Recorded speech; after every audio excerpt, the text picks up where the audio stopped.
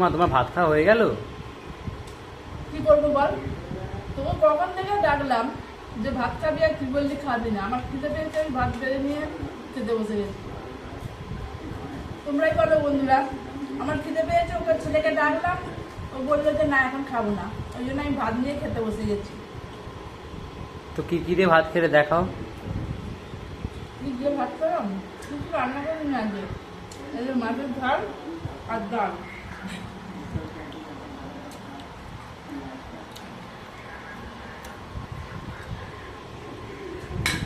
আমার ভাত খাওয়া হয়েই গেছে, দাঁড়া তোকে ভাত বেড়ে দিচ্ছি।